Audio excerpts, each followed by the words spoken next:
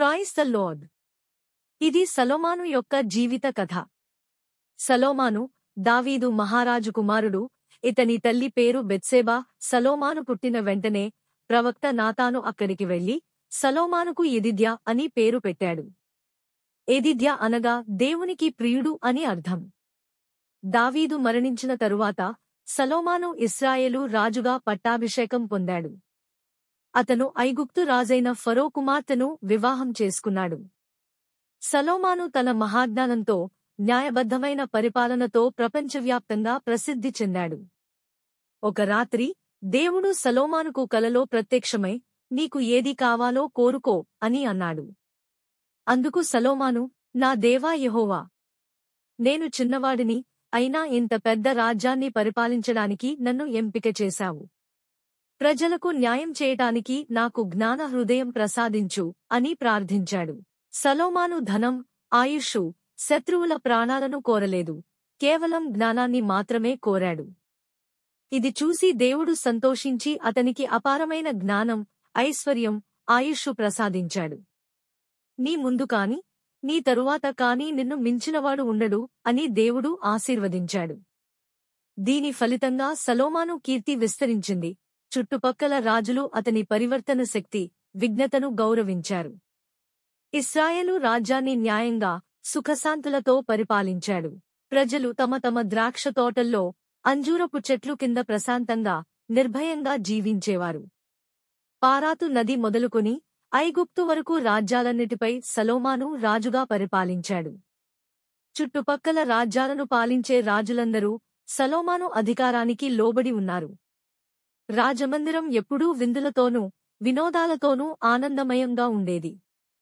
సొలొమోను ఐగుప్తు జ్ఞానుల కంటే, తూర్పుదేశ జ్ఞానుల కంటే గొప్పవాడిగా జ్ఞానంలో ఎంచబడ్డాడు. అతని జ్ఞానపు మాటలు వినటానికి ఇతర రాజ్యాల నుండి ప్రజలు, రాజులు వస్తుండేవారు. అతని కీర్తి చుట్టుపక్కల రాజ్యాలన్నింటిలోనూ వ్యాపించింది.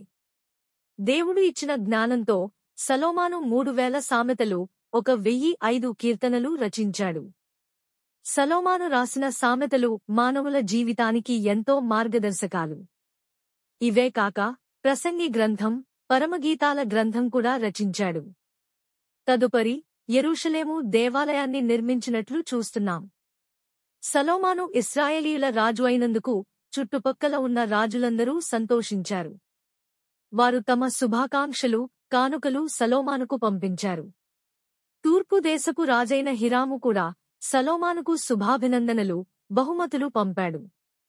సొలొమోను హీరాము రాజుకు ఒక వర్తమానం పంపాడు. రాజా, నేను మా దేవుడైన యెహోవాకు ఒక మందిరం కట్టించాలనుకుంటున్నాను. నీవు ఆ మందిరానికి అవసరమైన దేవదారు, సరళమాను మాకు అందించాలి.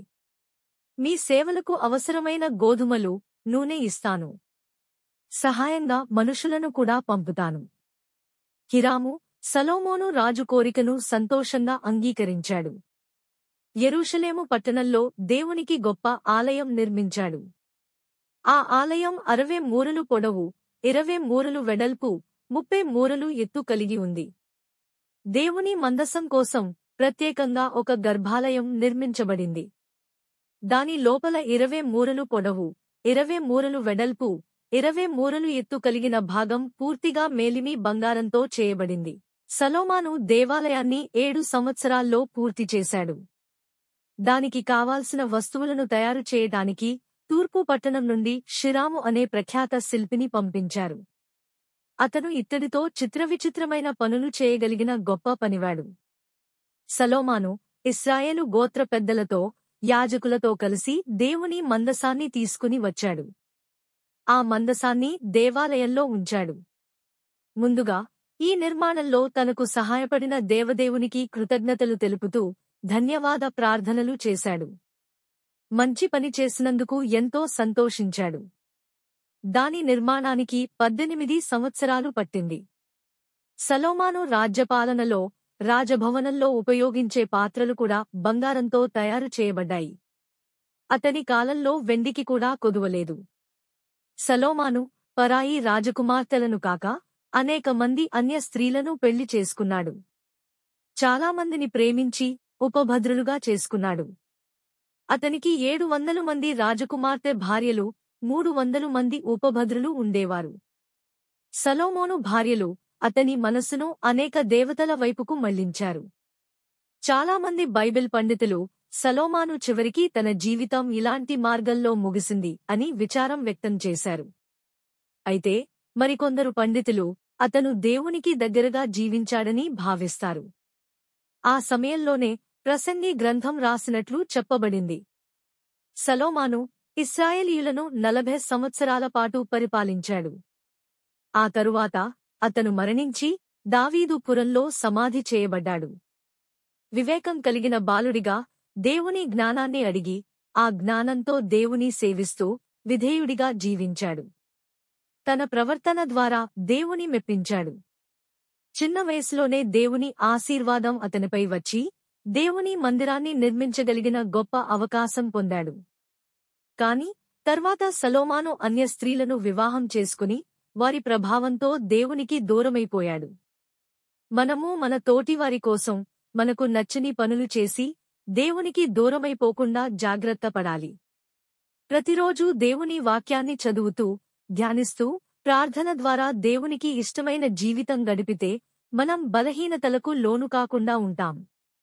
దేవుడు మన కుటుంబాలను తరతరాల పాటు ఆశీర్వదిస్తాడు.